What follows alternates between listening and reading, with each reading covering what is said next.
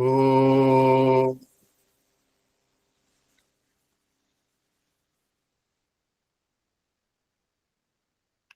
ഗുരുബ്രഹ്മാ ഗുരുർവിഷ്ണു ഗുരുർദേവോ മഹേശ്വരഃ ഗുരുസാക്ഷാത് പരം ബ്രഹ്മ തസ്മൈ ശ്രീ ഗുരവേ നമഃ. ഓം ശാന്തി ശാന്തി ശാന്തി. ഓം സഹനാ ഭവതു സഹനൗ ഭുനക്തു സഹ വീര്യം കരവാവഹൈ തേജസ്വിനാവധീതമസ്തു മാ വിദ്വിഷാവഹൈ. ഓം ശാന്തി ശാന്തി ശാന്തി. എല്ലാ സ്മൈൽ ഗ്രൂപ്പിലെ അംഗങ്ങൾക്കും നമസ്കാരം. പിണ്ടനന്ദിയാണ് നമ്മൾ തത്വവിചാരം ചെയ്തുകൊണ്ടിരിക്കുന്നത്. ഇന്നലെ ഒരു ക്ലാസ് നമുക്ക് എടുക്കാൻ പറ്റി. 2 ശ്ലോകങ്ങൾ നമ്മൾ മനനം ചെയ്തു. ഗുരുദേവ കൃതികൾ ഓരോന്നും പഠിക്കുന്നത്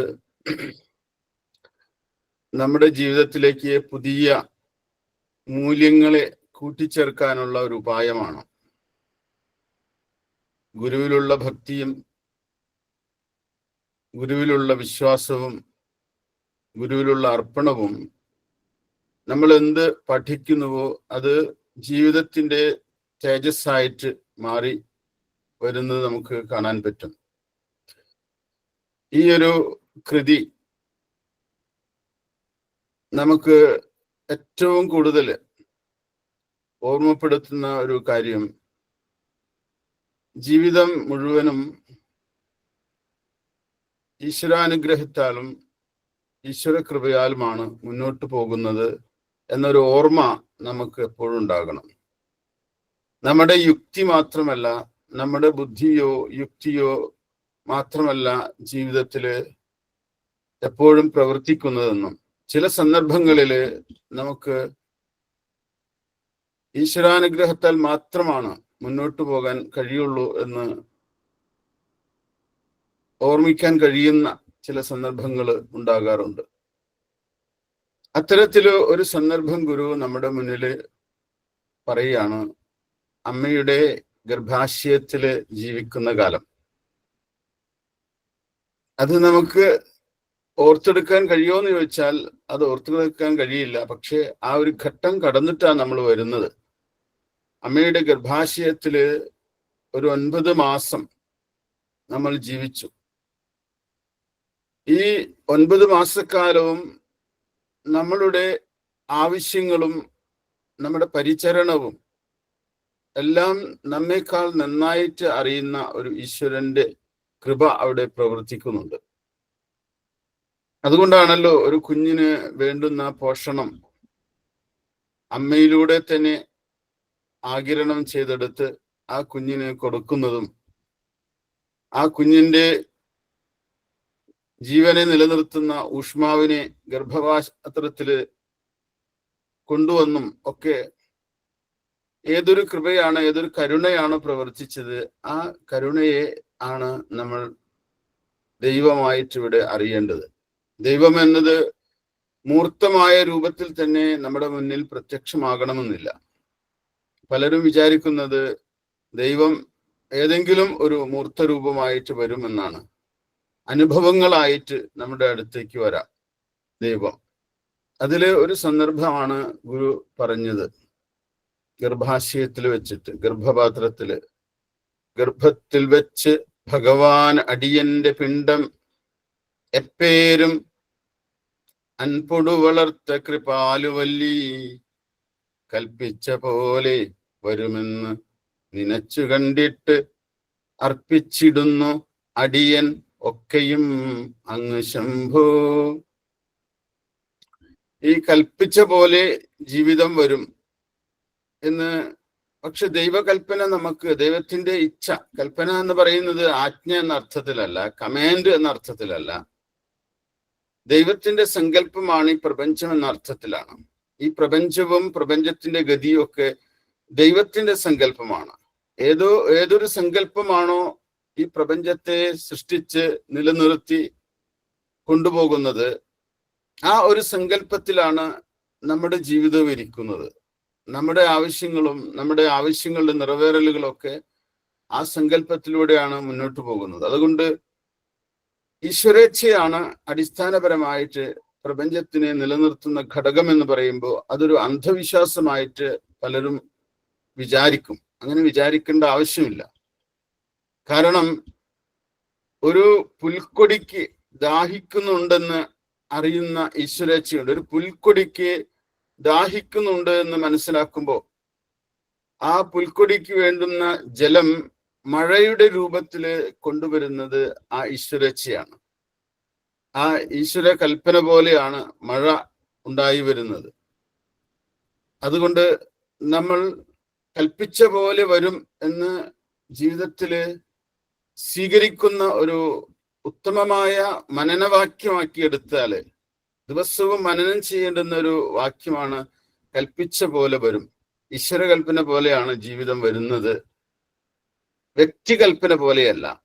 എന്ന് പറഞ്ഞാൽ വ്യക്തിയുടെ അഹന്തയിൽ നിന്ന് ജനിക്കുന്ന സങ്കല്പമോ സ്വപ്നങ്ങളോ ഒന്നുമല്ല വ്യക്തിയുടെ ജീവിതത്തെ പോലും നയിക്കുന്നതെന്ന് ഓർമ്മപ്പെടുത്തുകയാണ് ഗുരു ചെയ്യുന്നത്. രണ്ടാമത്തെ ശ്ലോകം പറഞ്ഞത് ഈ പ്രപഞ്ച സൃഷ്ടിയുണ്ടല്ലോ മുഴുവനും, അത് മുഴുവനും ഈശ്വര സൃഷ്ടിയാണ്. മണ്ണും ജലം കനലും അമ്പരമോട് കാറ്റും എണ്ണിപ്പിടിച്ചറയിലിട്ടെരിയും കൊളുത്തി ദണ്ഡപ്പെടുത്തുമൊരു ദേവതയിങ്കൽ നിന്നൻ പിണ്ടത്തിനമൃത് നൽകി വളർത്ത ശംഭോ. ഒരു ഒരു ഒരു ഒരു പിണ്ഡം അല്ലെങ്കിൽ ഒരു ഭ്രൂണം അമ്മയുടെ ഗർഭാശയത്തില് വളർന്നു വരുന്നതിനിടയിൽ എപ്പോൾ വേണമെങ്കിലും അതിന് ക്ഷതമുണ്ടാവുകയോ നാശമുണ്ടാവുകയോ ഒക്കെ ചെയ്യാം. ആ കുഞ്ഞ് ഗർഭാശയത്തിൽ വെച്ചിട്ട് മരിച്ചു പോകാം, ചത്തുപോകാം. അപ്പോ അങ്ങനെ ചത്തുപോകാതെ പിണ്ടത്തിന് അമൃത് നൽകി, മരണത്തിൽ നിന്ന് മോചനം നൽകുന്ന പോഷണം നൽകിയിട്ട് വളർത്തിക്കൊണ്ടുവന്നത് ആ ശംഭുവാണ്. ശം ഭവിപ്പിക്കുന്നവൻ, ശം എന്ന് പറഞ്ഞാൽ സുഖം, ആനന്ദം ഭവിപ്പിക്കുന്ന ആ ഈശ്വരനാണ് ആ കുഞ്ഞിനെ വളർത്തിക്കൊണ്ടുവന്നത്. ഇത് നമ്മൾ ഓർമ്മിക്കണം. ഈ ഓർമ്മകളാണ് നമ്മളെ മനുഷ്യൻ എന്ന രീതിയിൽ ഒരു മൂല്യമുള്ള മനുഷ്യനായിട്ട് ജീവിക്കാൻ പ്രേരിപ്പിക്കുന്നത്. പലപ്പോഴും നമ്മൾ ജീവിതത്തിൽ കൃതജ്ഞത എന്ന, ഗ്രാറ്റിറ്റ്യൂഡ് എന്ന ഒരു മൂല്യം നഷ്ടപ്പെട്ട ഒരു ജനതയായിട്ട് ഇപ്പോൾ വളരുകയാണ്. ആധുനിക ലോകത്തിന്റെ ഒരു പ്രത്യേകതയാണ് എല്ലാം നമുക്ക് വില കൊടുത്ത് വാങ്ങിക്കാം എന്നുള്ളത്. അപ്പോൾ ഭൗതിക വസ്തുക്കളെല്ലാം വില കൊടുത്ത് വാങ്ങിക്കാം നമുക്ക്. പക്ഷേ നമ്മുടെ സമാധാനവും സുഖവും ശാന്തിയും ഒന്നും നമുക്ക് പൈസ കൊടുത്താൽ കിട്ടില്ല. അത് നമ്മൾ നമ്മുടെ ചിത്തത്തില് വളർത്തിയെടുക്കേണ്ടുന്ന ചില ഗുണവിശേഷങ്ങളാണ്. നന്മ ചെയ്യുന്ന ഒരു വ്യക്തിക്ക് ഈശ്വരാർപ്പിതമായിട്ട് ചെയ്യുന്ന കർമ്മങ്ങളിലൂടെ ചിത്തം പ്രസന്നമാവുകയും ആ പ്രസന്ന ചിത്തത്തിന്റെ അനുഭവമാണ് ശാന്തിയും സുഖവും ഒക്കെ. അപ്പൊ അത്തരത്തിൽ നമ്മൾ ഒരു കൾച്ചർ, ഒരു ഡിവൈൻ കൾച്ചർ നമ്മുടെ അകത്ത് വികസിപ്പിച്ചെടുക്കണം. അത് മനുഷ്യൻ ബോധപൂർവം ചെയ്യേണ്ടതാണ്. യാന്ത്രികമായി ജീവിക്കുന്ന ഒരു മനുഷ്യനെ സംബന്ധിച്ചിടത്തോളം അവൻ വിഷയങ്ങളുടെ, താല്പര്യങ്ങളുടെ മേഖലകളിലേക്ക് അനായാസം അവൻ ഒലിച്ചൊലിച്ച് ഇറങ്ങിപ്പോകുന്നുണ്ട്. അവന്റെ ഇന്ദ്രിയങ്ങളുടെ ലോകങ്ങളാണ് അവനെ ആദ്യം ആകർഷിക്കുന്നതും ആ ഇന്ദ്രിയങ്ങളുടെ ലോകത്താണ് ഏറ്റവും കൂടുതൽ സമയം മനുഷ്യൻ വ്യാപരിക്കുന്നതൊക്കെ. അപ്പൊ ഇന്ദ്രിയങ്ങളുടെ മേഖലകളിൽ നിന്ന് മനുഷ്യനെ വ്യാവർത്തിപ്പിച്ചെടുത്ത് പിന്തിരിപ്പിച്ച് ആത്മാവിന്റെ മേഖലയിലേക്ക്, ഈശ്വരീയമായ അനുഭൂതിയിലേക്ക് ശ്രദ്ധ തിരിക്കേണ്ടത് ബോധപൂർവമായ ഒരു ശ്രമത്തിന്റെ ഫലമായിട്ടാണ്.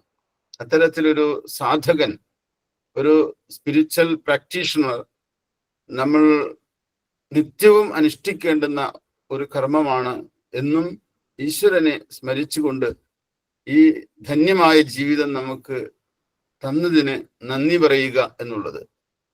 അങ്ങനെ നോക്കുമ്പോൾ ഈ പിണ്ടനന്ദി എന്ന് പറയുന്നത് ഏറ്റവും മഹനീയമായ ഒരു മൂല്യം എന്ന നിലയ്ക്ക് അത് പഠിപ്പിക്കുന്ന ഒരു കൃതിയാണ്. പദ്യം 3. കല്ലിനകത്ത് കുടിവാഴും ഒരൽപ്പജന്തു, ഒന്നല്ല നിന്റെ കൃപയിന്നറിയിച്ചിടുന്നു.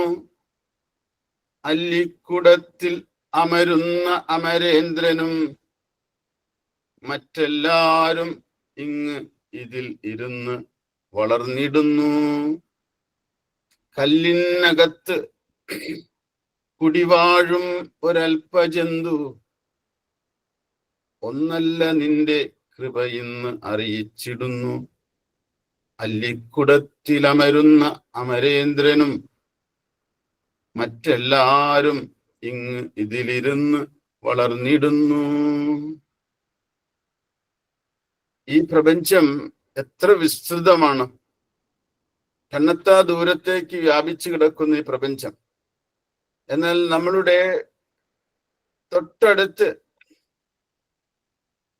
എവിടെയെങ്കിലും നനഞ്ഞ പ്രതലത്തില് കുറെ കല്ലുകൾ കിടക്കണമെന്ന് വിചാരിച്ചോ.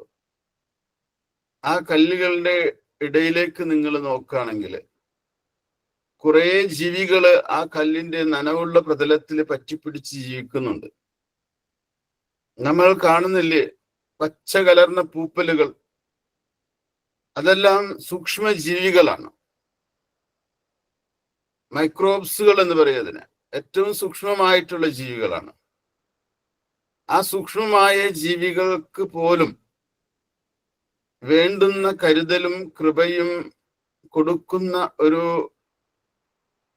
വെളിച്ചമാണ് ഒരർത്ഥത്തിൽ ഈ ദൈവം അല്ലെങ്കിൽ ഈശ്വര കൃപ എന്ന് പറയുന്നത്. കല്ലിനകത്ത് കുടിവാഴും, കല്ലിനകത്ത് കുടിവാഴും, കല്ലിന്റെ അകത്ത് വാസമാക്കിയിരിക്കുന്ന, കുടിവാഴുക എന്ന് പറഞ്ഞാൽ വാസമാക്കിയിരിക്കുന്ന ചെറുജീവികൾക്ക് പോലും അവർക്ക് വെള്ളവും പോഷണവും ഭക്ഷണവും ഒക്കെ എത്തിച്ചു കൊടുക്കുന്ന ആ കൃപ തന്നെയാണ് ഈ പ്രപഞ്ച സൃഷ്ടാവായിട്ടുള്ള ബ്രഹ്മാവിനും കിട്ടിക്കൊണ്ടിരിക്കുന്നത്. അപ്പോ ഒരു അണു മുതൽ ബ്രഹ്മാവ് വരെയുള്ള സകല ജീവ സാന്നിധ്യങ്ങൾക്കും വസ്തുക്കൾക്കും ജീവികൾക്കും ഒക്കെ വേണ്ടുന്നതായ എല്ലാം ലഭിക്കുന്നത് ആരുടെ കൃപ കൊണ്ടാണോ ആ കൃപാമയനെ സ്മരിക്കാനായിട്ട് ആ കൃപാമയനിൽ നമുക്ക് അകം കൊണ്ട് വിശ്വസിക്കണം, ഉള്ളുകൊണ്ട് വിശ്വസിക്കണം. അത് ജീവിതത്തിൽ പരിശീലിക്കേണ്ട ഒന്നാണ്. നമ്മൾ നിരന്തരമായിട്ട് ഈശ്വരസ്മരണയോടുകൂടി ജീവിക്കുകയാണെങ്കിൽ സ്വാഭാവികമായിട്ട് ഓരോ സന്ദർഭത്തിലും ഈശ്വരകൃപയെ കുറിച്ച് നമ്മൾ ഓർത്തുകൊണ്ടിരിക്കും. ഒരിക്കൽ ഗുരു നിത്യ ചൈതന്യതിയുടെ അടുത്ത് ഇരിക്കുമ്പോൾ ഗുരു നിത്യ ചൈതന്യതി ഒരു അനുഭവം പറഞ്ഞു. ഗുരു സാധകനായിട്ട് ചെറുപ്പകാലത്ത് വീട് വിട്ടിറങ്ങി, 10-20 വയസ്സുള്ള ഒരു സമയത്തൊക്കെ വീട് വിട്ടിറങ്ങി ഇങ്ങനെ ഇന്ത്യയുടെ എല്ലാ ഇടങ്ങളിലും ഇങ്ങനെ കാൽനടയായിട്ട് അല്പവസ്ത്രധാരിയായിട്ട് ഒരു മുണ്ട് മാത്രം എടുത്തുകൊണ്ട് ഇങ്ങനെ യാത്ര ചെയ്യാണ്. ആ യാത്രകളിൽ ഇങ്ങനെ ഒരു ഗ്രാമത്തിൽ എത്തിപ്പെട്ടത് ഗുരു ഓർമ്മിച്ചെടുത്ത് പറയാണ്. രാത്രിയാകാരായി. സെക്കൻഡ്.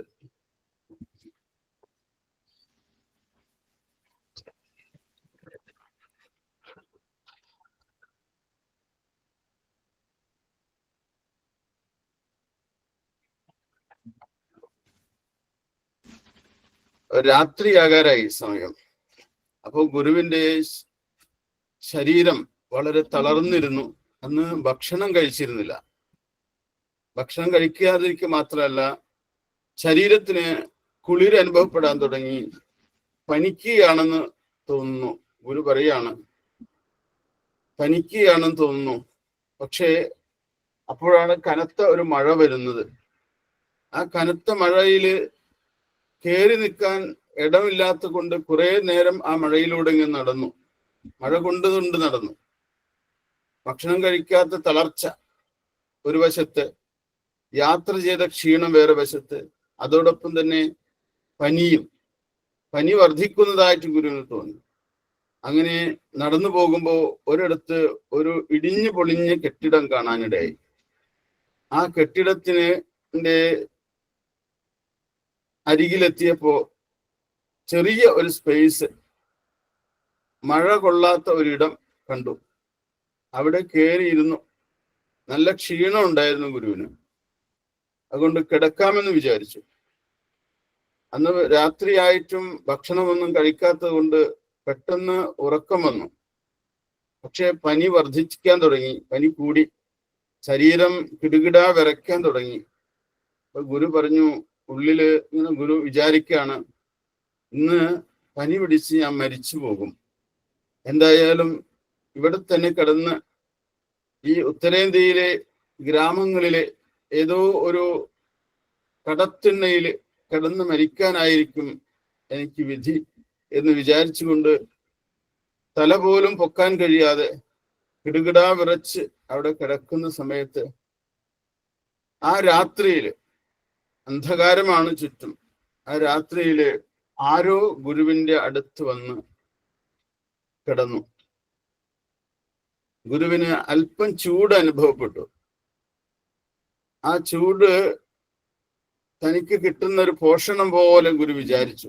കാരണം അതൊരു മൃതസഞ്ജീവനി പോലെ ഗുരുവിന് അനുഭവപ്പെട്ടു. കാരണം അത്രയും തണുപ്പുള്ള അന്തരീക്ഷത്തിൽ മഴയുണ്ട്, അതോടൊപ്പം പനിയും, ഒരു സാന്നിധ്യം വന്ന് തന്നെ അടുത്ത് ചേർന്ന് കിടക്കണു. അത് എത്ര നേരം കിടന്നു എന്നറിയാൻ പറ്റില്ല. ഗുരു നല്ലവണ്ണം ഉറങ്ങിപ്പോയി എന്നാണ് പറയുന്നത്. നേരം പുലരാറായപ്പോൾ ഗുരു കണ്ണു തുറന്നപ്പോ കൗതുകം കൊണ്ട് ആരാണ് തന്റെ അടുത്ത് വന്ന് കിടന്നതെന്ന് അറിയാനായിട്ട് നോക്കുമ്പോ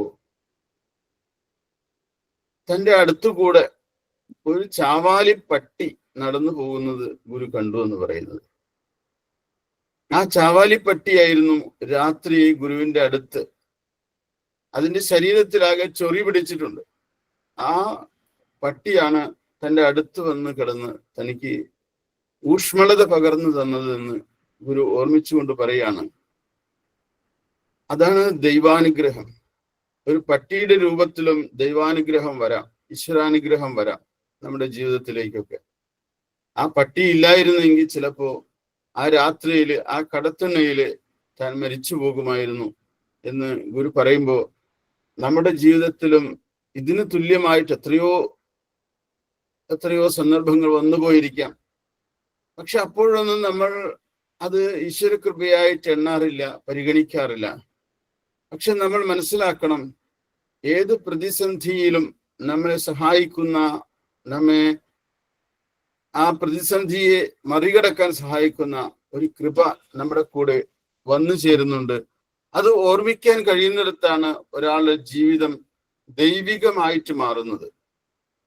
അതുകൊണ്ട് ചെറിയ ജീവികൾക്ക് പോലും നൽകുന്ന കൃപ, കരുതൽ, ആ കരുതലാണ് ഏറ്റവും പ്രധാനമായിട്ട് നമ്മൾ ജീവിതത്തിൽ അറിയേണ്ടത്. ഒരു കുഞ്ഞു പൂപ്പലിന് പോലും, ബാക്ടീരിയയ്ക്ക് പോലും, ഒരു അണുവിന് പോലും ജീവിക്കാനുള്ള ഇടവും ജീവിക്കാനുള്ള സാഹചര്യങ്ങളും അതിനു വേണ്ടുന്ന വെള്ളവും സൂര്യപ്രകാശവും ഒക്കെ എത്തിച്ചു കൊടുത്ത് ആ ജീവിയെ പോലും പരിഗണിച്ചുകൊണ്ട് ഉള്ള ഒരു കൃപ, ഒരു കാരുണ്യം, ഒരു കരുതല് ഇവിടെ ഉണ്ട്, ഈ പ്രപഞ്ചത്തിലുണ്ട്. അതിനെ കാണാൻ നമുക്ക് കണ്ണുണ്ടാകണം. ആ കണ്ണ് തുറന്ന് കാണുക എന്നുള്ളതാണ്. കണ്ണുണ്ടെങ്കിൽ ഉണ്ടായിട്ട് കാര്യമില്ല. കണ്ണുള്ളവൻ കാണട്ടെ, കാതുള്ളവൻ കേൾക്കട്ടെ എന്നാണ് ക്രിസ്തു വചനം. ക്രിസ്തു പറയുന്നത് നമുക്ക് ബയോളജിക്കലായിട്ട് കണ്ണുണ്ടായത് കൊണ്ട് വലിയ കാര്യമൊന്നുമില്ല. നമുക്ക് ഈ കണ്ണ് കൊണ്ട് നമുക്ക് കാണുന്നതിനപ്പുറത്ത് ഉൾക്കണ്ണുകൊണ്ട് കാണേണ്ടുന്നുണ്ട് ചിലത്. ആ കാഴ്ചയാണ് യഥാർത്ഥത്തിൽ നമ്മളിൽ ഉണ്ടായി വരേണ്ടത്. കല്ലിനകത്ത് കുടിവാഴും ഒരൽപ്പജന്തു, ഒരു ജീവിക്ക് കിട്ടേണ്ടുന്ന ആ കൃപാമൃതം കിട്ടുന്നത് എവിടെ നിന്ന്? ഈശ്വരന്റെ കാരുണ്യത്തിൽ നിന്ന്. അതുകൊണ്ട് ഗുരുദേവൻ എത്ര കരുതലോട് കൂടിയിട്ടാണല്ലേ ജീവിതത്തില് മുന്നോട്ട് പോയിരുന്നത്. ഒരു ചെറിയ ജീവിയെ പോലും നോവിക്കില്ല. കാരണം എന്താ? ഗുരുവിനറിയാം ആ ജീവിയും ഈ ഭൂമിയിൽ ആവശ്യമുള്ളതാണെന്ന്. കാരണം ദൈവത്തിന് ആ ജീവി വേണമെന്നുള്ളത് കൊണ്ടാണല്ലോ നനഞ്ഞ പ്രതലത്തില് ഒരു കല്ലിന്റെ അടിയിൽ പൂപ്പലായിട്ടും ബാക്ടീരിയയായിട്ടും പായലായിട്ടും ഒക്കെ പറ്റിപ്പിടിച്ച് ജീവികൾക്ക് ഇടം കൊടുത്തിരിക്കുന്നത്, അതിന് വളരാനുള്ള സാഹചര്യം കൊടുത്തിരിക്കുന്നത്, അതിന് ജീവിക്കാനുള്ള ഒരു ഇടം കൊടുത്തിരിക്കുന്നത്. നമുക്കും അത്തരത്തിലൊരിടം ദൈവം തരില്ലേ? നമുക്കും അത്തരത്തിലൊരു കരുതൽ നമുക്ക് കിട്ടില്ലേ? ക്രിസ്തുവിന്റെ വചനത്തിലെ വളരെ പ്രാധാന്യമുള്ള ഒന്നാണ്. ജനക്കൂട്ടം വന്ന് ക്രിസ്തുവിനോട് ചോദിക്കുന്നു, നമ്മൾ നാളെ എങ്ങനെ ജീവിക്കും? നമ്മൾ അതിനു വേണ്ടി ഒരു കൂട്ടേണ്ടേ? നാളെ ജീവിക്കാനായിട്ട് നമ്മൾ തയ്യാറെടുക്കണ്ടേ എന്ന് ചോദിക്കുമ്പോൾ ക്രിസ്തു പറയുന്നത്, നിങ്ങൾ എന്തിനാണ് ഭയപ്പെടുന്നത്? ആകാശത്തിലെ പറവുകളെ നോക്കുവിൻ. അവ വിതയ്ക്കുന്നില്ല, കൊയ്യുന്നില്ല, കളപ്പുരയിൽ ശേഖരിക്കുന്നില്ല. എന്നിട്ടും സ്വർഗസ്ഥനായ അവരുടെ പിതാവ് ആ പറവകളുടെ, ആ പക്ഷികളുടെ ആവശ്യങ്ങൾ നിറവേറ്റി കൊടുക്കുന്നില്ലേ? നിങ്ങൾ നാളെ എന്തുടുക്കുമെന്നതിനെ കുറിച്ചാണോ ആശങ്കപ്പെടുന്നത്? എങ്കിൽ നിങ്ങൾ വയലിലെ ലില്ലിച്ചെടികളെ നോക്കുവിൻ. സോളമന്റെ കുപ്പായത്തെക്കാൾ മനോഹരമായ കുപ്പായമാണ് അവർ അണിഞ്ഞിരിക്കുന്നത്. ദൈവത്തിന്റെ കൃപ ആ ലില്ലിച്ചെടികൾക്ക് കുപ്പായത്തിന്റെ രൂപത്തിൽ കിട്ടുന്നില്ലേ? നിങ്ങൾ അതുകൊണ്ട് എന്തിനാണ് ആശങ്കപ്പെടുന്നത് എന്ന് യേശു ചോദിക്കുന്നത് ഈ ഒരു വിശാലമായ ദൈവവീക്ഷണത്തിന്റെ അർത്ഥത്തിലാണ്. എപ്പോഴൊക്കെയാണോ നമുക്ക് ഒരു കരുതൽ ആവശ്യമുള്ളത്, ആ കരുതൽ ദൈവത്തിൽ നിന്ന് നമുക്ക് ലഭിക്കും. അതുകൊണ്ട് മനസ്സ് പ്രാർത്ഥനാന്വിതമായിരിക്കണം, പ്രാർത്ഥനയോട് ചേർന്ന് നിൽക്കണം എപ്പോഴും. ആ പ്രാർത്ഥനയില് ഈശ്വര കൃപയ്ക്ക് വേണ്ടിയുള്ള യാചന നമ്മുടെ ഉള്ളിൽ ഉണ്ടായിരിക്കണം. ആന്തരികമായിട്ട് നമുക്ക് വേണ്ടത് വിഷയങ്ങളുടെ ബാഹുല്യമല്ല, വിഷയങ്ങൾ കുന്നുകൂട്ടുകയല്ല, സമ്പത്ത് കുന്നുകൂട്ടുകയല്ല. പകരം ഈശ്വരന്റെ കൃപയിൽ ഒരിടം എനിക്ക് മതി. ആ കൃപയിൽ ഒരിടത്തിന് വേണ്ടി മാത്രം പ്രാർത്ഥിക്കണം നമ്മൾ. അത് ഗുരു പഠിപ്പിച്ചു തരികയാണ് പിണ്ടനന്ദിയിലൂടെ. കല്ലിനകത്ത് കുടിവാഴും ഒരൽപ്പജന്തു, അല്പജന്തു എന്നാണ്. അല്പം എന്ന് പറഞ്ഞു കഴിഞ്ഞാൽ സ്വല്പം, കുറച്ച് എന്ന, ചെറുത് എന്നർത്ഥം. ആ ചെറുജീവിയാണ് അല്പജന്തു എന്ന വാക്കുകൊണ്ട് ഗുരു ഉദ്ദേശിക്കുന്നത്. ഒരു അല്പജന്തു ആയിരിക്കുന്ന ഒരു ബാക്ടീരിയ, ഒരു പൂപ്പല്, പായല് ഒക്കെ അതിൽ പെടുന്നതാണ്. മൈക്രോബുകൾ എന്ന് പറയുന്ന ഏറ്റവും സൂക്ഷ്മതലത്തിൽ ജീവിക്കുന്ന ജീവികളൊക്കെ ഈ അല്പജന്തുവിൽ പെടും. ആ അല്പജന്തു മാത്രമല്ല, അല്ലിക്കുടത്തിൽ അമരുന്ന, താമരയിൽ ഇങ്ങനെ ഇരിക്കുന്ന അമരേന്ദ്രൻ ഉണ്ടല്ലോ. അമരേന്ദ്രൻ ഇവിടെ ബ്രഹ്മാവിനെ ആണ് കുറിക്കുന്നത്. അതായത് പ്രപഞ്ചത്തിന്റെ ചെറിയ സൃഷ്ടി മുതൽ സൃഷ്ടാവ് വരെയുള്ള എല്ലാവരും ഈ കൃപയിലാണ് ജീവിക്കുന്നത്. ഈ കൃപയുണ്ടെങ്കിൽ മാത്രമാണ് പ്രപഞ്ചത്തിന്റെ നിലനിൽപ്പുള്ളൂ. പ്രപഞ്ചത്തിലെ നിലനിൽപ്പ് തന്നെ, എക്സിസ്റ്റൻസ് തന്നെ എന്തിലിരിക്കുന്നു? ഈശ്വര കൃപയിലാണ്, ഈശ്വര കാരുണ്യത്തിലാണ്. നമുക്ക് നോക്കൂ, കേരളത്തില് അത് തിരിച്ചറിയുന്ന നിമിഷങ്ങൾ അനവധി ഉണ്ടായിട്ടുണ്ട്. നമുക്കറിയാം, ഇവിടെ വെള്ളപ്പൊക്കമായിട്ടും ഉരുൾപൊട്ടലായിട്ടും ഒക്കെ എത്രയോ പ്രതിസന്ധികൾ നമുക്കുണ്ടായിട്ടുണ്ട്. പല രാഷ്ട്രങ്ങളിലും അത് അഗ്നിപർവ്വത സ്ഫോടനമായിട്ടും ഭൂകമ്പമായിട്ടും ഒക്കെ വരുമ്പോൾ ആ സമയത്തൊക്കെ ആ പ്രതിസന്ധികളെയൊക്കെ മറികടക്കാൻ സഹായിക്കുന്നത് ഈശ്വരന്റെ കൃപ തന്നെയാണ്. എന്തുകൊണ്ട് ഈ പ്രതിസന്ധികൾ വരുന്നു എന്ന് ചോദിക്കുമ്പോൾ, മനുഷ്യൻ ആണ് ഈ ഭൂമുഖത്ത് ജീവിക്കുന്ന ജീവികളിൽ ഏറ്റവും നാശോന്മുഖമായിട്ടുള്ള ഒരു ജീവി എന്ന് പറയുന്നത്. പ്രപഞ്ചത്തിന്റെ താളത്തെ, പ്രപഞ്ചത്തിന്റെ ക്രമത്തെ, ജീവിതത്തിന്റെ ഗതിയെ, സ്വച്ഛതയെ ഒക്കെ നശിപ്പിക്കാൻ കഴിയുന്ന ആ ബുദ്ധിവിശേഷം മനുഷ്യനുണ്ട്. അതിനെ ക്രിയാത്മകമാക്കാനായിട്ട്, സർഗാത്മകമാക്കാനായിട്ട് മനുഷ്യൻ പഠിക്കണം. ദൈവത്തിന് അനുകൂലമാക്കുക എന്നതാണ് സർഗാത്മകം എന്നതുകൊണ്ട് ഉദ്ദേശിക്കുന്നത്. ഈ പ്രപഞ്ചത്തിന്റെ ഗതി ദൈവത്തിന് അനുകൂലമാക്കുക, ഈശ്വരന് അനുകൂലമാക്കുക. ഈശ്വരേച്ഛയ്ക്ക് പ്രതികൂലമാകുന്നതെല്ലാം പിന്നീട് വലിയ ഭവിഷ്യത്തിലേക്ക് പോകുന്നുണ്ട്. എപ്പോഴൊക്കെ മനുഷ്യൻ ഈ പ്രപഞ്ചഗതിയുടെ സുഗമമായ താളത്തിന് വിപരീതമായിട്ട് പ്രവർത്തിക്കുന്നുവോ അപ്പോഴൊക്കെ പ്രപഞ്ചം പ്രതികരിക്കുന്നുണ്ട്. ആ പ്രതികരണങ്ങളൊക്കെയാണ് നമ്മളുടെ ആപത്തുകളും അതുപോലെ ഡിസാസ്റ്ററും ഒക്കെ ആയിട്ട് മാറി വന്നിരിക്കുന്നത്. അത്രയും ജാഗ്രത നമുക്ക് വേണം. ഗുരു ഏറ്റവും ഇഷ്ടപ്പെട്ട ഇടങ്ങള് നദീതീരവും മലയുടെ ഓരങ്ങളും താഴ്വാരങ്ങളും ഗുഹകളൊക്കെ ആയിരുന്നു. ഗുരു അവിടെ താമസിക്കുമ്പോൾ ഒരിക്കൽ പോലും അതിൻ്റെ ആ പ്രകൃതിദത്തമായിട്ടുള്ള നൈസർഗികതയെ ഭഞ്ജിച്ചുകൊണ്ടല്ല ജീവിച്ചിട്ടുള്ളത്.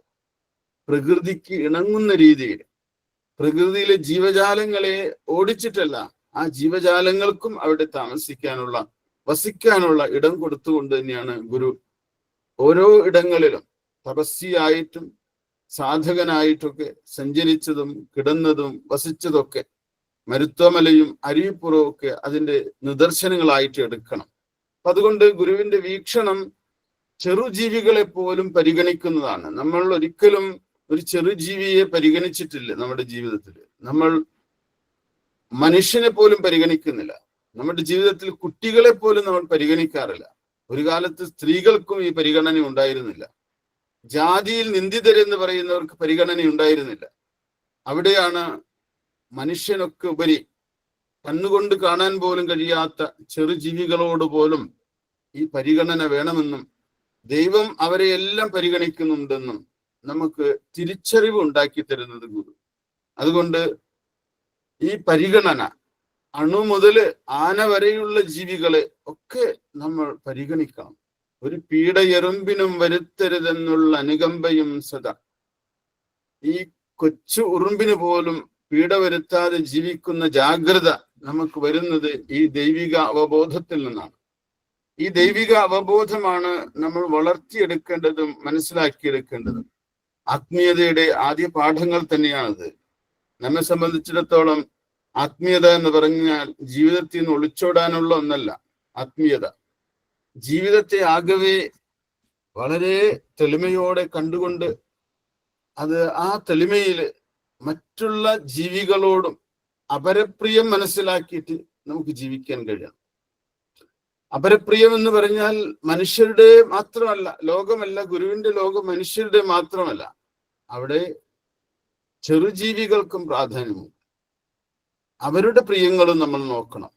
അവരുടെ ആവാസ വ്യവസ്ഥയെ നശിപ്പിക്കാൻ പാടില്ല. ആവാസ വ്യവസ്ഥയെ തന്നെ നിലനിർത്തിക്കൊണ്ട് ജീവിക്കാൻ കഴിയുന്നിടത്താണ് ഒരർത്ഥത്തിൽ നമ്മൾ ഗുരുവിന്റെ ഇംഗിതം നടപ്പാക്കുന്നവരായിട്ട് മാറുന്നത്. നാലാമത്തെ പദ്യത്തിലേക്ക് കിടക്കുമ്പോ, ബന്ധുക്കളില്ല ബലവും ധനവും നിനക്കിൽ, എന്തൊന്നു കൊണ്ടിതു വളർന്നതഹോ വിചിത്രം. എൻ തമ്പുരാന്റെ കളിയൊക്കെ ഇതെന്നറിഞ്ഞാൽ, അന്ധത്വമില്ല അതിനു നീ അരുളീടു ശംഭോ. ബന്ധുക്കളില്ല ബലവും ധനവും നിനക്കിൽ, എന്തൊന്നു കൊണ്ടിതു വളർന്നതഹോ വിചിത്രം. എൻ തമ്പുരാന്റെ കളിയൊക്കെ ഇതെന്നറിഞ്ഞാൽ, അന്ധത്വമില്ല അതിനു നീ അരുളീടു ശംഭോ. ഗർഭാശയത്തിൽ ജീവിക്കുന്ന ആ സമയത്തുണ്ടല്ലോ, ആരാണ് നമ്മുടെ ബന്ധു? നമ്മൾ ഇന്ന് ബന്ധുബലത്തിലൊക്കെ ഊറ്റം കൊള്ളുന്നവരാണ്, അഹങ്കരിക്കുന്നവരാണ് നമ്മൾ. എനിക്ക് ബന്ധുബലമുണ്ട്. ബന്ധുക്കൾ എന്നാൽ രക്തബന്ധം മാത്രമല്ല ചിലർ പറയുന്നത്, ജാതിബന്ധം, മതബന്ധം, രാഷ്ട്രീയ ബന്ധം. ഇത്തരം ബന്ധങ്ങളാണ് മനുഷ്യന്റെ ശക്തിയായിട്ട് പലരും എണ്ണുന്നത്. അതാണ് ജീവിക്കാനായിട്ട് നമ്മളെ സഹായിക്കുന്നത് എന്ന് ചിന്തിക്കുന്നവരുണ്ട്. എന്നാൽ അങ്ങനെയല്ലാത്ത ഒരു കാലയളവ് ഉണ്ടായിരുന്നു നമുക്ക്. ഗർഭാശയത്തില് നമുക്ക് ആരാണ് നമ്മുടെ ബന്ധു? നമ്മുടെ ഏറ്റവും ഉറ്റ ബന്ധു അന്ന് ദൈവം മാത്രമാണ്. ഈ ഗർഭാശയത്തിൽ നമുക്ക് ബന്ധുവായിരിക്കുന്ന ആ ബന്ധുവിനെ നമ്മൾ വിസ്മരിച്ചിട്ട് നമ്മൾ രാഷ്ട്രീയ ബന്ധുക്കളെയും ജാതി ബന്ധുക്കളെയും രക്തബന്ധുക്കളെയൊക്കെ ഉണ്ടാക്കിയെടുത്ത് നമ്മൾ ദൈവമെന്ന ആ കൃപയെയും കാരുണ്യത്തെയും വിസ്മരിക്കുകയാണ് ചെയ്യുന്നത്. ബാഹ്യലോകത്ത് ബന്ധങ്ങൾ ഉണ്ടാക്കുമ്പോൾ, ബാഹ്യലോകത്ത് ബന്ധങ്ങളാണ് ജീവിതത്തെ നിലനിർത്തുന്നതെന്ന് ചിന്തിക്കുന്നതോട് കൂടിയിട്ട് നമ്മളിൽ നഷ്ടപ്പെട്ടു പോകുന്ന ഒരു മൂല്യമുണ്ട്. ആ മൂല്യം ദൈവമാണ് പ്രപഞ്ചത്തിന്റെ നിലനിൽപ്പിനും എൻ്റെ നിലനിൽപ്പിനും സർവ ചരാചരങ്ങളുടെ നിലനിൽപ്പിനും ആധാരം എന്നുള്ള ബോധം നമുക്ക് നഷ്ടപ്പെട്ടു പോകുന്നു. അതുകൊണ്ട് ഗർഭാശയത്തിൽ ജീവിക്കുന്ന കാലത്ത് ബന്ധുക്കളില്ല, ബലവും ധനവും നിനക്കിൽ. അന്ന് എന്ത് ബലമുണ്ടായിരുന്നത്? ഒരു ദുർബലമായിട്ടുള്ള ജീവി, ഒരു ദുർബലമായിട്ടുള്ള ജീവി. അച്ഛന്റെ ബീജവും അമ്മയുടെ അണ്ടവും കലർന്ന് ഒരു ഏകകോശ ജീവിയായിട്ട് രൂപം കൊള്ളുമ്പോൾ എന്ത് ബലമാണ് ജീവിക്കുള്ളത്? ആ ജീവി അനുദിനം വളർന്ന് വൃദ്ധി പ്രാപിക്കുന്നുണ്ട്, വളർച്ചയിലേക്ക് എത്തുന്നുണ്ട്. അതൊരു ഭ്രൂണാവസ്ഥയിൽ കുറെ കാലം ഇരിക്കുന്നു, പിന്നെ അതൊരു ശരീരമായിട്ട് മാറുന്നു. തലയും കണ്ണും കാലും ഒക്കെ അതിനുണ്ടാകുന്നു. ആ ജീവിയായിട്ട് വളർന്നു വരുന്നു. അപ്പോഴും അതിന് സ്വന്തമായിട്ട് പണിയെടുത്ത് ജീവിക്കാനുള്ള പ്രാപ്തി എത്തിയിട്ടുണ്ടോ? ഇല്ല. അതുകൊണ്ട് അമ്മയുടെ ശരീരവുമായിട്ടൊരു നാഭീനാള ബന്ധം ഉണ്ടാക്കി വെച്ചിട്ടുണ്ട്. അത് ഈശ്വരന്റെ ഒരു കൃപയാണ്. അമ്മയുടെ പോഷണത്തിൽ നിന്ന് കുഞ്ഞിന് കിട്ടേണ്ടുന്നത് എത്തിച്ചു കൊടുക്കാനായിട്ട് ഒരു കണക്ഷൻ, ഒരു നാഭീനാള ബന്ധം അമ്മയുടെ നാഭിയിൽ നിന്ന് കുഞ്ഞിന്റെ നാഭിയിലേക്ക് ഒരു കണക്ഷൻ ഇട്ടുകൊടുത്തിരിക്കുകയാണ്. ഈശ്വരന്റെ കൃപയല്ലേ അത്? ആ കൃപ അതാണ് ബലം. നമ്മളുടെ ബലമല്ല യഥാർത്ഥ ബലം.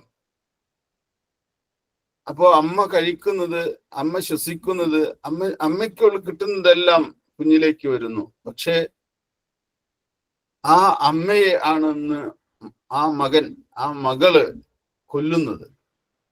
ആ അമ്മയാണ് എന്ന് മക്കള് തൊഴിക്കുന്നത്. അമ്മയ്ക്ക് വേണ്ടുന്ന പരിചരണവും അമ്മയ്ക്ക് വേണ്ടുന്ന കരുതലും വാർദ്ധക്യത്തിൽ കൊടുക്കേണ്ടുന്ന മകൻ അമ്മയെ ഉപദ്രവിക്കുന്നു. നോക്കൂ, ലോകം മൂല്യത്തിന്റെ തലത്തിൽ ശോഷണം സംഭവിക്കുന്നത് അങ്ങനെയാണ്. ആദ്യകാലത്ത് നമ്മൾ ഓർമ്മിക്കേണ്ടുന്ന ഓർമ്മകളുണ്ട്. അതിൽ പ്രധാനപ്പെട്ടതാണ് അമ്മ. അമ്മ വളരെ പ്രാധാന്യമുള്ളതാണ്. ജീവിതത്തില് അമ്മയുടെ എത്രയോ ദിനരാത്രങ്ങള് കുഞ്ഞിന് വേണ്ടിയിട്ട് ആ അമ്മ ചെലവഴിച്ചിട്ടുണ്ട്. എത്രയോ ദിവസങ്ങൾ അമ്മയുടെ സങ്കല്പത്തിലും സ്വപ്നത്തിലും ഈ കുഞ്ഞ് ഗർഭാശയത്തിൽ ഈ കുഞ്ഞ് വളർന്നു വരുന്ന സമയത്തൊക്കെ ഈ അമ്മ ഈ കുഞ്ഞിന് വേണ്ടിയിട്ട് തപിച്ചിട്ടുണ്ട്, വേദനിച്ചിട്ടുണ്ട്, പ്രാർത്ഥിച്ചിട്ടുണ്ട്. അത്തരം ഒരു അമ്മയും കുഞ്ഞും തമ്മിലുള്ള ബന്ധം, ആ ബന്ധം നമ്മൾ വിലമതിക്കുന്നുണ്ടോ എന്ന്? എത്രയോ അമ്മമാര് വൃദ്ധസദനങ്ങളിൽ നിന്ന് ജീവിക്കുന്നുണ്ട്. ആ വൃദ്ധസദനങ്ങളിൽ ജീവിക്കുന്ന അമ്മയെ പോയി കാണാൻ പോലും ഇന്ന് മക്കൾ തയ്യാറാകുന്നില്ല. വിദേശ യാത്രകൾ ചെയ്ത് വിദേശ രാഷ്ട്രങ്ങളിൽ പോയിട്ട് താമസിക്കുന്ന പലരും വർഷങ്ങൾ കൂടുമ്പോഴാണ് നാട്ടിലേക്ക് വരുന്നത്. എത്രയോ വർഷങ്ങളായിട്ട് വരാത്ത എത്രയോ മക്കളുണ്ടെന്നറിയാമോ? ഈ അമ്മ ഈ മക്കളെയും പ്രതീക്ഷിച്ചിട്ട് കാത്തിരിക്കുക എന്നതാണ്. ഒറ്റയ്ക്കുള്ള ജീവിതം കൊണ്ട് ചിലപ്പോൾ അമ്മ മടുത്തിട്ട് ഏതെങ്കിലും വൃദ്ധസദനത്തിൽ ഒരു കൂട്ടായ്മയുടെ കൂടെ ജീവിക്കാമെന്ന് വിചാരിച്ച് അങ്ങോട്ട് പോകും.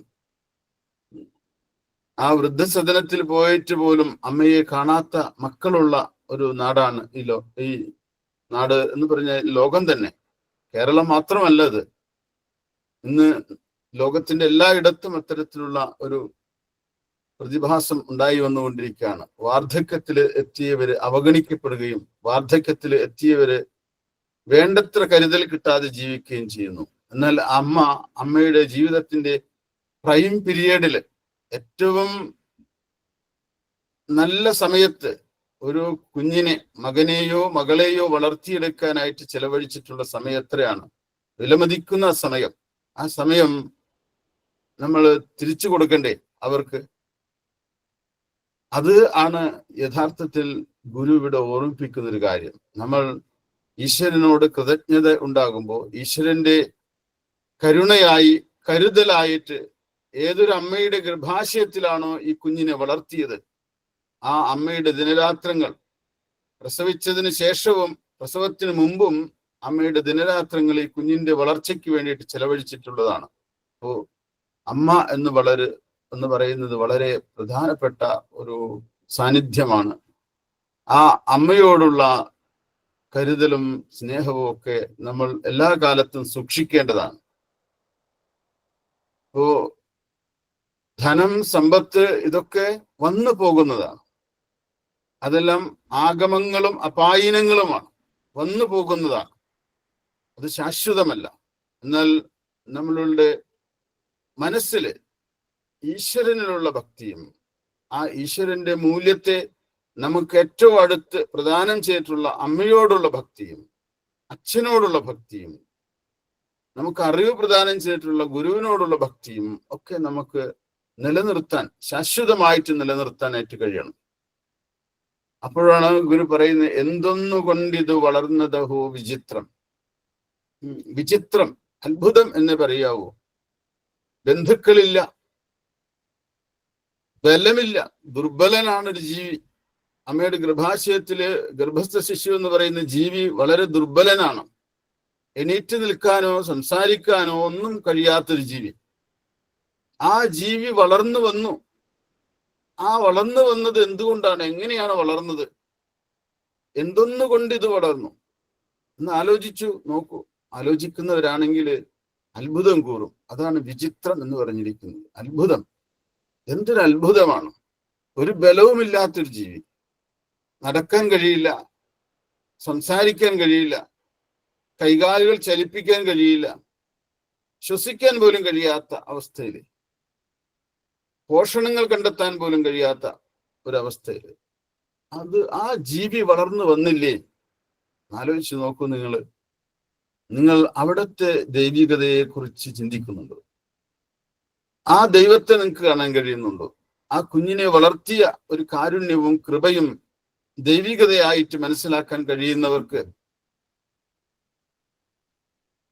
ദിവസത്തിൽ 4 വട്ടം ഏതെങ്കിലും ക്ഷേത്രങ്ങളിൽ മാത്രമാണ് ദൈവം ഇരിക്കുന്നതെന്ന് ചിന്തിക്കുന്നത് എത്ര അസംബന്ധമാണ്.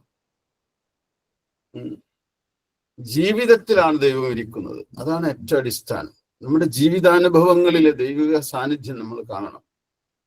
ക്ഷേത്രങ്ങളെല്ലാം നമുക്ക് നമ്മുടെ മനസ്സിനെ സംശുദ്ധീകരിക്കാനും, ക്ഷേത്രങ്ങളെല്ലാം നമ്മുടെ പഞ്ചശുദ്ധിക്കൊക്കെ സഹായിക്കുന്ന ഒരിടമാണ്. ഒരു ജീവിതക്രമത്തിനും ഒരു മനോഭാവത്തിന്റെ വിശുദ്ധീകരണത്തിനൊക്കെ സഹായിക്കുന്ന ഇടങ്ങളാണ്.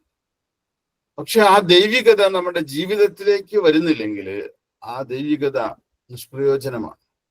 ക്ഷേത്രത്തിൽ പോയത് കൊണ്ട് ഒരാൾക്ക് കരുണയുണ്ടാകണമെന്നോ നന്മയുണ്ടാകണമെന്നില്ല. എത്രയോ സ്വാർത്ഥരായിട്ടുള്ള ആളുകൾ ക്ഷേത്രത്തിൽ പോയി ഭക്തി പ്രകടിപ്പിക്കുന്നവരുണ്ട്.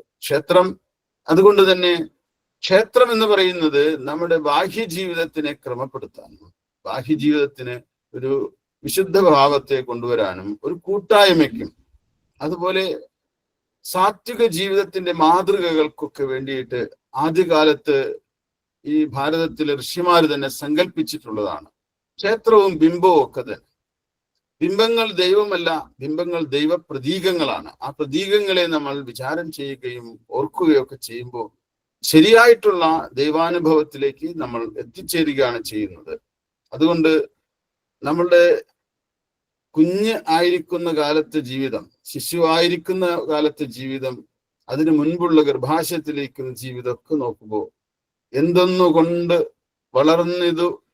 വളർന്നതഹോ വിചിത്രം, അഹോ വിചിത്രം, എൻ തമ്പുരാന്റെ കളിയൊക്കെ ഇതെന്നറിഞ്ഞാൽ അന്ധത്വമില്ല.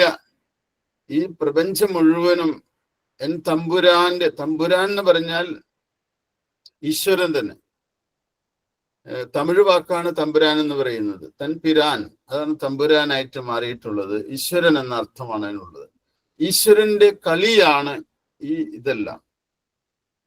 അമ്മയുടെ ഗർഭാശയത്തില് അച്ഛന്റെ ബീജത്തിൽ നിന്നും അമ്മയുടെ അണ്ഡത്തിൽ നിന്നും ഒരു ഏകകോശ ജീവിയെ സംരചിക്കുകയും ആ ഏകകോശ ജീവി വളർന്ന് കൈയും കാലും ഒക്കെയുള്ള ഒരു ജീവിയായിട്ട് മാറി ബുദ്ധിയുള്ള ഒരു മനുഷ്യനായിട്ട് ഈ ഭൂമുഖത്ത് ജനിക്കുകയും അവനിവിടെ കവിയായും രാഷ്ട്രീയക്കാരനായും സാഹിത്യകാരനായും കൃഷിക്കാരനായും അധ്യാപകനായും ഡോക്ടറായും എഞ്ചിനീയറൊക്കെ ആയിട്ട് മാറുകയും ജീവിക്കുകയും ചെയ്യുന്ന ഒരു അത്ഭുതം നിങ്ങൾക്ക് കാണുമ്പോൾ വിചിത്രം എന്നല്ലേ പറയാൻ കഴിയുള്ളൂ. ഭഗവത്ഗീതയില് ഭഗവാൻ അർജുനോട് പറയും, ആശ്ചര്യവത് പശ്യതി കശ്ചിദേനം ആശ്ചര്യവത് വദതി തഥൈവ ചാന്യഃ ആശ്ചര്യവച്ഛൈനമന്യശൃണോതി സുത്വാപ്യേനം വേദന ചൈവ കശ്ചിത്. ചിലര് ഇതിനെ ആശ്ചര്യമായിട്ട് അറിയുന്നത്, ആശ്ചര്യമായിട്ട് കാണുന്നു, ആശ്ചര്യമായിട്ട് കേൾക്കുന്നു, ആശ്ചര്യമായിട്ട് പറയുന്നു. കണ്ടാലും കേട്ടാലും പറഞ്ഞാലും ഈ ആശ്ചര്യം നമ്മളിൽ അവസാനിക്കുന്നില്ല. ഈശ്വരന്റെ ലീലയാണ് പ്രപഞ്ചം എന്നുള്ളത് ഗുരു പലയിടത്തും പറഞ്ഞിട്ടുണ്ട്. ലീലാവിനോദൻ എന്ന് ദൈവത്തെ വിളിക്കുന്നുണ്ട്. ഈ പ്രപഞ്ചത്തെ ഒരു ലീലയായിട്ട് കാണാനാണ് ഗുരു പഠിപ്പിക്കുന്നത് തന്നെ.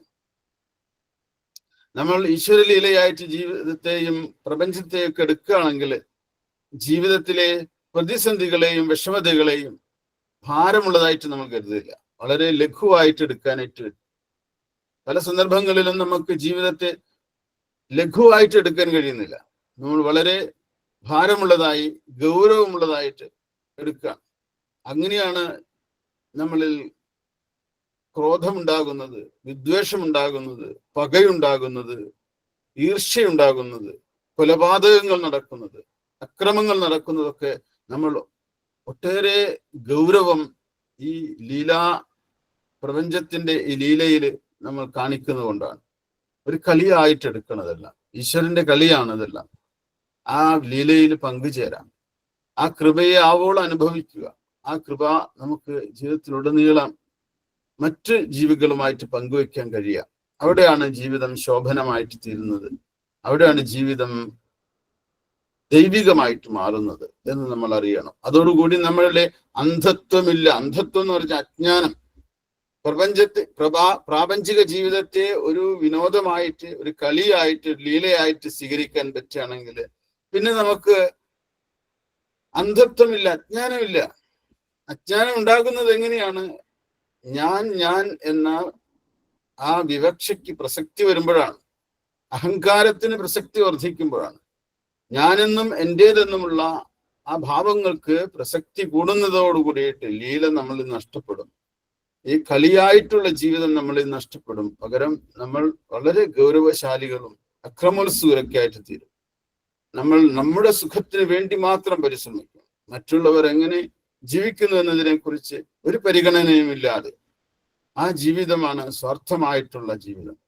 അതുകൊണ്ട് പരം പരിതാപമേകിടുന്നോർ എരിനരകാബ്ധിയിൽ വീണെരിഞ്ഞിടുന്നു എന്ന് ഗുരു ഓർമ്മിപ്പിക്കുന്നത് കൊണ്ടാണ്. ലീലയായിട്ട് എടുക്കുകയാണെങ്കിൽ നമ്മൾ കൃപാലുവാകും. കാരണം ഇതൊരു വിനോദമാണല്ലോ ജീവിതം എന്ന് പറയുന്നത്. അവിടെ മറ്റുള്ളവനും സുഖം വേണം, മറ്റുള്ളവർക്കും സന്തോഷം വേണം. ആ സന്തോഷത്തെ നിലനിർത്തുന്ന ഉത്തരവാദിത്വം എനിക്കുണ്ട്. അതുകൊണ്ട് ജാഗരൂകമായിട്ട് കളിക്കും. ഒരു കളിക്കളത്തിൽ പോലും മറ്റു കളിക്കാരുടെ സന്തോഷവും താല്പര്യവും ഒക്കെ നിലനിർത്തിക്കൊണ്ടാണ് ഒരു കളിക്കാരൻ കളിക്കുള്ളൂ. ഒരു ഫുട്ബോൾ കളിയിൽ പോലും വേറൊരുത്തന്റെ കാല് വേണമെങ്കിൽ കാലുകൊണ്ട് അടിച്ച് വേദനിപ്പിക്കാൻ നമുക്ക് വേണമെങ്കിൽ, പക്ഷെ നമ്മൾ കാലില് അങ്ങനെ തല്ലുകയോ കാലുകൊണ്ട് അടിക്കുകയോ ചവിട്ടുകയോ നമ്മൾ ചെയ്യില്ല ഒരു ഫുട്ബോൾ കളിയിൽ പോലും. കാരണം അത് ഫൗളാണത്. അങ്ങനെ ചെയ്യാൻ പാടില്ല. അത് പെനാൽറ്റി ഉള്ളതാണ്. അത് ശിക്ഷ വിധിക്കുന്നതാണ് അതിന് അങ്ങനെ ചെയ്യുന്നത്. അപ്പൊ അതുകൊണ്ട് കളി പോലും ഒരു നിയമത്തിന് അനുസൃതമായിട്ടാണ് കളിക്കാൻ പാടുള്ളൂ. ആ കളിയുടെ നിയമങ്ങൾ ധർമ്മം എന്ന പേരിലാണ് ഭാരതത്തിൽ അറിയപ്പെടുന്നത്. നമ്മൾ ധർമ്മം അനുസരിച്ച് കളിക്കണം. അത്തരം കളികളാണ് ഗുരുവിന്റെ ദർശനത്തില് നമ്മൾ പഠിച്ചെടുത്തിട്ട് ജീവിതത്തിൽ അനുസന്ധാനം ചെയ്യേണ്ടത്. 5-ാമത്തെ പദ്യം നോക്കാം. 4-5 മാസം ഒരുപോൽ നയനങ്ങൾ വെച്ചു കാലന്റെ കയ്യിലണയാതെ വളർത്തി നീയേ. കാലം കഴിഞ്ഞു കരുവിങ്കലിരുന്നു ജ്ഞാനക്കാലം നിനച്ചു കരയുന്നിതു കേൾക്ക ശംഭോ. 4-5 മാസം ഒരുപോൽ നയനങ്ങൾ വെച്ച് കാലന്റെ കയ്യിലണയാതെ വളർത്തി നീയേ. കാലം കഴിഞ്ഞു കരിവിങ്കലിരുന്ന് ഞാൻ അക്കാലം നിനച്ചു കരയുന്നു ഇതു കേൾക്ക ശംഭോ. 4-5 മാസം. 4-5 മാസം എന്ന് പറഞ്ഞാല് സാധാരണ ആളുകൾ എടുക്കുന്നത് 4-5 മാസം എന്നാണ്. എന്നാൽ ഒരു കുഞ്ഞ് ജനിക്കാൻ എടുക്കുന്ന കാലയളവ് എന്ന് പറയുന്നത് 9 മാസമാണ്. 280 ദിവസമാണ് ഒരു കുഞ്ഞ് ജനിക്കാനായിട്ട് വേണ്ടുന്നത്. ഈ 4-5 മാസം എന്ന് പറയുമ്പോൾ 9, 4ഉം 5ഉം ചേരുമ്പോൾ 9 മാസം അമ്മയുടെ ഗർഭാശയത്തില് വളർന്ന് ആ വളരുന്ന സമയത്ത് എപ്പോഴും 24 മണിക്കൂർ ഉണർന്നിരുന്നു കൊണ്ട് നയനങ്ങൾ വെക്കുക എന്ന് പറഞ്ഞതാണ്. 24 മണിക്കൂറും ഉണർന്നിരുന്നു കൊണ്ട് ഈ കുഞ്ഞിനെ സംരക്ഷിച്ച ദൈവത്തിന് മാത്രമേ അറിയൂ. ഒരു കുഞ്ഞിന് ദിനരാത്രങ്ങളുണ്ടോ, എപ്പോഴാണ് രാത്രി എപ്പോഴാണ് പകൽ എന്നൊന്നും കുഞ്ഞിന് അറിഞ്ഞുകൂടാ. അതുകൊണ്ട് 24 മണിക്കൂറും പരിചരണം ആവശ്യമുള്ള സമയമാണ് ഒരു കുഞ്ഞിന്. ആ 24 മണിക്കൂറും ഒരുപോലെ നയനങ്ങൾ വെച്ച് ഒരുപോലെ ഉണർന്നിരുന്നുകൊണ്ട്. ഇന്ന് മിക്കവാറും നമുക്കറിയാം, ഒരു കുഞ്ഞ് പ്രസവിച്ച് കഴിഞ്ഞാൽ തന്നെ അമ്മമാർക്ക് ഉറങ്ങാൻ പറ്റില്ല. എപ്പോഴാണ് ആ കുഞ്ഞ് എണീക്കുക എന്നറിയാൻ പറ്റില്ല. അതുകൊണ്ടാണ് അമ്മമാരുടെ ജീവിതം ത്യാഗപൂർണമാണെന്ന് പറയുന്നത്. രാത്രിയിൽ നല്ല ഉറക്കത്തിലേക്ക് വഴുതി വീഴാൻ അമ്മ ശ്രമിക്കുമ്പോൾ പെട്ടെന്നായിരിക്കും കുഞ്ഞ് കരയുക. അപ്പോൾ എണീക്കണം. എണീറ്റ് കുഞ്ഞിന് പാല് കൊടുക്കണം. കുഞ്ഞിന് വിസർജ്യം ഉണ്ടെങ്കിൽ അത് നീക്കം ചെയ്ത് ആ കുഞ്ഞിനെ സുഖത്തിലേക്ക് തിരിച്ചു വരാൻ സഹായിക്കണം. അമ്മയുടെ ജാഗ്രത, ദൈവത്തിന്റെ ജാഗ്രതയുടെ കുറച്ച് അംശം മാത്രമേ അമ്മയ്ക്ക് ആവശ്യമുള്ളൂ. അമ്മ ഒരു ഉപകരണം മാത്രമാണ്. ദൈവത്തിന്റെ ജാഗ്രതയ്ക്ക് പാത്രമായിത്തീരുന്ന ഒരു ഉപകരണം മാത്രമാണ് അമ്മ എന്ന് പറയുന്നത്. അതുകൊണ്ടാണ് ഒരു കുഞ്ഞിനെ വളർത്തുന്നതിലൂടെ അമ്മ ദൈവികമായ ഒരു അനുഭവത്തിലേക്ക് കടക്കുന്നുണ്ട്. അമ്മ എത്രമാത്രം നിസ്വാർത്ഥമാകണം, അമ്മ അപരപ്രിയത്തിലേക്ക് വളരണം ഒരു കുഞ്ഞിനെ വളർത്താനായിട്ട്. മിക്കവാറും ഇപ്പോഴത്തെ അമ്മമാർക്ക്, ഇപ്പോഴത്തെ സ്ത്രീകൾ അമ്മമാരാകാൻ ആഗ്രഹിക്കുന്നില്ല. നമ്മൾ വിവാഹം കഴിക്കാൻ ആഗ്രഹിക്കുന്നില്ല, പ്രസവിക്കാൻ ആഗ്രഹിക്കുന്നില്ല. എന്താന്ന് ചോദിച്ചു കഴിഞ്ഞാൽ, ഒരു കുഞ്ഞിനെ പ്രസവിക്കുമ്പോൾ ആ സ്ത്രീക്ക് സ്വാതന്ത്ര്യം നഷ്ടപ്പെടും എന്നുള്ള ഭയമുണ്ടെന്ന്. ഒരു കുഞ്ഞിനെ വളർത്തണമെങ്കിൽ ആ കുഞ്ഞ് നടക്കുന്ന പ്രായമാകാനായിട്ട് ചുരുങ്ങിയത് ഒരു 5-6 വർഷം വേണം.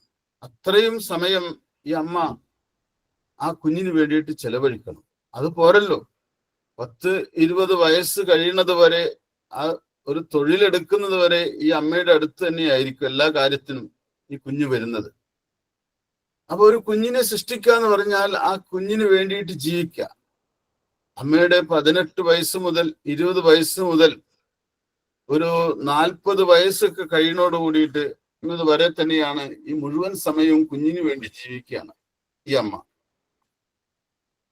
40 വയസ്സ് കഴിയുന്ന ഒരു സ്ത്രീ, ഒരു അമ്മ, മക്കൾ പ്രായപൂർത്തിയായി, ആ പ്രായപൂർത്തിയായിട്ടുള്ള മക്കൾ സുഹൃത്തുക്കളുമായിട്ടുള്ള ബന്ധങ്ങൾ വളർത്തിയെടുത്തു.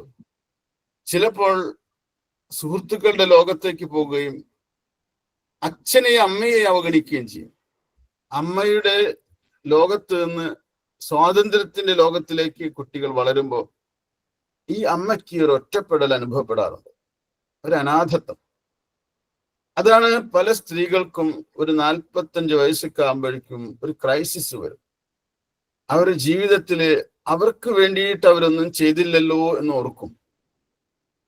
എല്ലാം മക്കൾക്ക് വേണ്ടി ചെയ്തിട്ട് അവരെ നോക്കാനോ അവരുടെ മനസ്സ് ശ്രദ്ധിക്കാനോ അവരെ കൂടെ ഇരിക്കാനോ ആരും ഇല്ലാതെ പോകുന്ന ഒരു ക്രൈസിസ്, ഒരു മിഡിൽ ഏജ് ക്രൈസിസ്. ആ ക്രൈസിസ് ഇന്ന് പലരും അനുഭവിക്കുന്നുണ്ട്. അതുകൊണ്ട് എപ്പോഴും മക്കളും ആലോചിക്കേണ്ടതുണ്ട്, അമ്മ എത്രമാത്രം എനിക്ക് വേണ്ടിയിട്ട് അമ്മയുടെ വിലപ്പെട്ട സമയം ചെലവഴിച്ചിട്ടുണ്ട്, അതിൽ ഇത്തിരിയെങ്കിലും ആ അമ്മയുടെ അടുത്തിരുന്നിട്ട് അമ്മയ്ക്ക് വേണ്ടി തിരിച്ചു കൊടുക്കാൻ എനിക്ക് കഴിയുന്നുണ്ടോ എന്ന് മക്കൾ ആലോചിക്കേണ്ട സമയമാണത്. 10-20 വയസ്സാകുമ്പോൾ മക്കൾ കാമുകന്റെയോ കാമുകിയുടെയോ കൂടെ പോയി അവരുടെയൊക്കെ ലോകത്ത് സുഖം കണ്ടെത്താൻ ശ്രമിക്കുമ്പോൾ ഈ അമ്മ 20 വയസ്സിൽ ഒരു കുഞ്ഞിനെ സൃഷ്ടിച്ച് ആ കുഞ്ഞിനെ വളർത്തി വലുതാക്കി കൊണ്ടുവന്ന് അവരുടെ സാന്നിധ്യത്തിൽ ജീവിക്കാമെന്ന് പ്രത്യാശിക്കുന്ന സമയത്താണ് അവർ കിളികളെ പോലെ പറന്നു പോകുന്നത്, വേറെ ദേശങ്ങളിലേക്ക്, ദൂരങ്ങളിലേക്ക് പറന്നു പോകുന്നത്. അപ്പൊ അത് അമ്മമാർക്ക് നിരാശയുണ്ടാക്കുന്നുണ്ട്. പക്ഷെ അധ്യാത്മമായ ഒരു ചിന്തയിലൂടെ നോക്കുകയാണെങ്കിൽ നമുക്ക് വിഷമം ഉണ്ടാകേണ്ട കാര്യമില്ല. ഓരോ ജീവിതത്തിന്റെയും ലീല അങ്ങനെയാണ്.